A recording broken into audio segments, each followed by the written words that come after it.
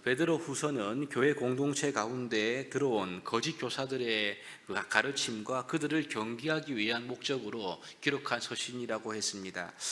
위조 지폐 감별사가 위조 지폐를 잘 감별하려면 진짜 지폐를 먼저 잘 알아야만 합니다. 진짜 지폐를 아는 일에 몰두하고 또 진짜 지폐에 대해서 잘 알고 있을 때 어떤 지폐가 진짜인지 가짜인지를 비로소 구분해낼 수가 있는 것입니다. 마찬가지로 거짓 교사들이 전파하는 이 거짓 교훈이 참인지 거짓인지를 분별하는 가장 좋은 방법은 성도가 바른 진리의 교훈을 알고 있어야 하는 거죠. 그리고 그 위에 서 있어야 합니다. 그래서 진리 안에서 신앙의 성장과 성숙을 이루어갈 때 거짓 교훈이 무엇인지를 자연스럽게 분별할 수가 있게 되고 믿음을 지킬 수가 있는 것입니다. 이에 베드로는 어제 본문에서 영적인 성장과 성숙의 중요성을 강조했다면 오늘 본문에서는 그 성도의 영적인 성장과 성숙의 근거가 되는 진리, 곧 하나님의 말씀 위에 서야 한다는 것에 대해서 강조하고 있습니다. 베드로는 12절에서 이렇게 말씀으로 시작하고 있지요. 12절에 보시면 그러므로 너희가 이것을 알고 이미 있는 진리에 서 있으나 내가 항상 너희에게 생각나게 하려 한다라고 하면서 오늘 본문을 시작합니다. 여기서 보시면 너희가 이미 알고 이미 진리에 서 있다, 이 말씀은요 어제 살펴보았던 앞단락을 가리키고 있는 말씀입니다. 곧 주 예수 그리스도를 알고 그분을 믿는 믿음을 통하여 생명과 경건에 속한 모든 것을 얻게 된 것을 의미하죠. 이로 인해서 신성한 성품, 곧 하나님의 성품에 참여하게 된 것, 이것을 가리키는 말씀입니다. 자, 이 말씀을 이제 받는 말씀, 이 말씀에 이어지는 말씀이 너희가 이것을 이미 알고 진리에 서 있다, 오늘 12절의 이 말씀인 거죠. 사실 이 베드로의 서신을 받았던 이 소아시아에 흩어져 있었던 성도들은 이미 진리 위에 서서 이러한 은혜를 누렸던 자들이었다고 베드로는 말씀합니다. 하지만 지금 죽음을 앞두고 있는 베드로는 자기가 살아있는 동안에 성도들이 이 진리 위에 더욱 굳건하게 설 수 있도록 이 성도들을 일깨울 필요성을 느꼈던 것을 우리가 알 수 있죠. 13절에 보시면 장막에 있을 동안에, 여기서 장막은 육신을 의미하는 그런 단어입니다. 그래서 내가 아직 살아있을 때라는 의미고요. 14절에 보시면 나도 나의 장막을 벗어날 것이 임박했다, 이 말씀은 베드로가 이미 죽음을 앞두고 있다, 그런 의미로 우리가 이 말씀을 이해할 수가 있습니다. 그리고 베드로는 자신이 이제 곧 죽기 전에 이제 지금 자기가 쓰고 있는 서신을 통하여 성도들이 꼭 진리 위에 굳건하게 서서 거짓 교훈에 휘둘리지 않고 강건한 성도가 되기를 원했다, 그런 의미의 말씀을 지금 써내려가고 있는 것입니다. 어떤 지폐가 진짜인지 가짜인지 알려면 진짜 지폐에 대해서 잘 알아야 하는 것처럼 베드로는 성도들이 진리를 잘 알 수 있도록 지금 그 진리의 핵심이 되시는 예수 그리스도에 대해서 이제 곧 증거하고 있는 것입니다. 베드로 사도가 다른 사도에 비해서 특별한 점이 있죠. 그것은 예수님의 공생의 기간 가운데 예수님의 가장 최측근에 있었다는 점입니다. 그래서 이 때문에 베드로가 예수님에 대해서 말하는 것은 그 누구보다 더 확실한 그러한 메시지와 권위가 있는 그런 말씀이 아니겠습니까? 그래서 이것이 오늘 본문 16절 이하에 기록된 말씀입니다. 16절에 보면 이렇게 말씀하고 있지요.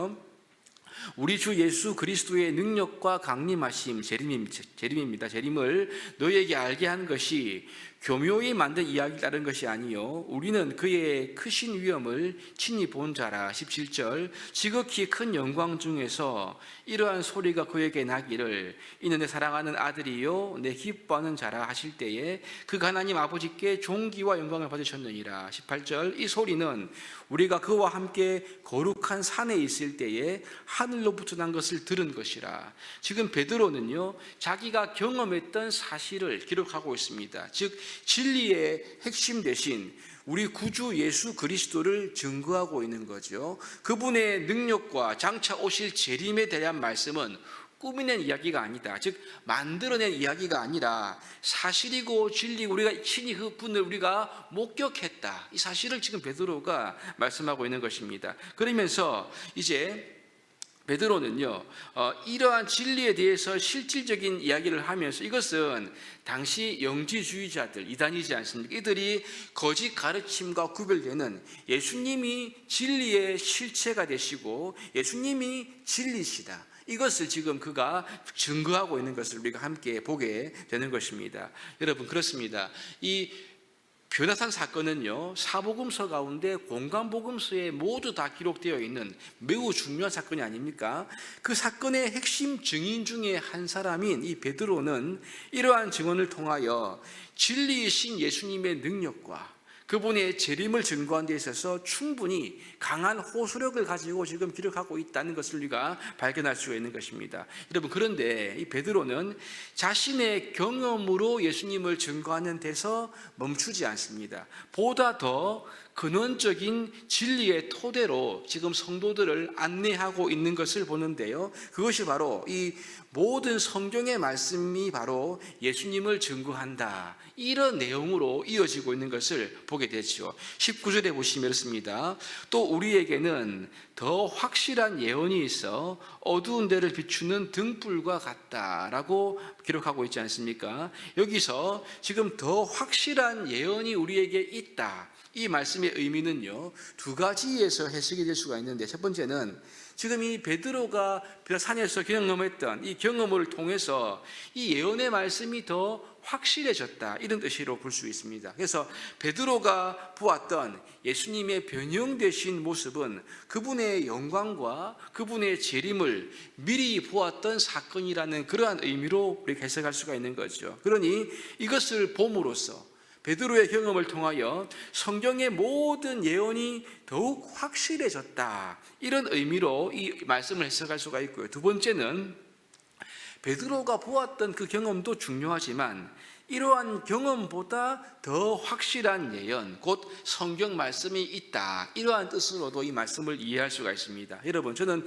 개인적으로 두 해석이 다 맞는데 첫 번째 해석이 더 맞지 않는가라고 생각합니다. 여러분, 그러나 우리가 보면 이 두 가지의 공통적인 해석은 있습니다. 이 뭐냐면요, 성경의 모든 예언의 말씀은 이 성경 구약인데요, 이 말씀은, 기록된 말씀은 모두 다 예수 그리스도에 대해서, 그분이 누구이며 그분이 하신 구원의 사역이 무엇이며 그분의 나라가 어떠한가에 대해서 우리에게 알게 해주는 진리의 원천이 바로 성경 말씀이다라고 베드로가 지금 강조하고 있는 거죠. 19절에 기록한 대로 주를 믿는 모든 성도들은 날이 새어 샛별이 너희 마음에 떠오르기까지, 이 말씀은 예수님께서 재림하실 때까지라는 의미인데요, 예수님께서 재림하실 때까지 무엇을 해야 하는가, 그 다음 오시면 너희가 이것을 주의하는 것이 옳으니라. 이것은 바로 확실한 예언, 곧 기록된 말씀인 성경 말씀을 읽는 것을 주의해야 한다, 이것을 지금 베드로가 강조하고 있습니다. 그러므로 여러분, 모든 성도는 이 거짓 교훈을 분별하기 위하여 진리를 담고 있는 이 성경 말씀을 주의해서 살펴보아야 하는데, 이 성경을 제멋대로 사사롭게 해석해서는 안 되고 성령의 감동을 따라 이 성경의 말씀을 풀어나가다 보면 복음이신 예수 그리스도가 명확히 보인다, 이 점을 지금 베드로는 오늘 본문의 행간을 통해서 우리에게 말씀해 주고 있는 것 같습니다. 여러분, 그렇습니다. 진리는 성경에 계시되었고 기록된 예수 그리스도이십니다. 이 성경을 우리가 날마다 읽고 묵상하고 연구하면 우리의 신앙은 성장하고 성숙할 뿐만 아니라 예수님을 바르게 알게 됨으로써 잘못된 교훈을 비로소 구분하고 분별할 수 있는 능력이 우리 안에 생긴다는 말씀인 거죠. 그래서 베드로는 본문의 말씀을 통하여 주를 믿는 모든 성도들을 일깨우기 위해 자신의 특별한 경험만큼이나, 아니 그 경험을 통해 확실해진 하나님의 말씀, 아니 그 경험보다 좀 더 중요한 하나님의 기록된 말씀이 참과 거짓을 분별하는 시금석이다, 이 사실을 우리에게 강조하고 있는 말씀인 것입니다. 여러분, 그렇습니다. 우리가 말씀을 매일 읽고 묵상하고 상고하는 것은 매우 평범해 보이지만 이것만큼 성도들에게 중요한 것이 없습니다. 예수님 믿는다고 말하면서 성경을 읽지 않는 성도, 내가 예수 믿는다고 하지만 말씀을 배우고 묵상하고 그것을 행하는데 관심이 없는 사람에게 예수 믿는 것은요, 그저 형식과 신기루에 불과할 뿐일 것입니다. 어떤 이런 사람들은 예수님을 믿는 것을 통해서 그 어떤 능력이나 소망이나 은혜를 경험할 수가 없는 거죠. 오늘 읽은 본문을 통해서 우리가 발견할 수 있는 사도 베드로의 간절한 소망이 무엇입니까? 그것은 이미 진리 위에 서 있는 성도들이 지금 이 기록된 성경 말씀을 통하여 하나님과 지속적으로 교제하는 삶을 살아가는 것, 이것이 베드로가 남기고 있는 그의 소망이 아니겠습니까? 여러분 기억하십시오. 말씀을 가까이 하고 묵상하는 것만이 진짜 믿음, 진짜 예수님을 바르게 이해할 수 있는 유일한 길임을 믿으시기를 바랍니다. 하나님의 말씀을 통해 매일매일 자라가는 이 영적인 성장이 우리 안에 있을 때 우리는 거짓된 교훈을 분별할 수가 있고요, 요동하지 않는, 그런 흔들리지 않는 믿음과 신앙을 소유할 수가 있는 것입니다. 그렇기 때문에 주여 오늘도 나에게 말씀을 주시옵소서. 종이 듣겠나이다.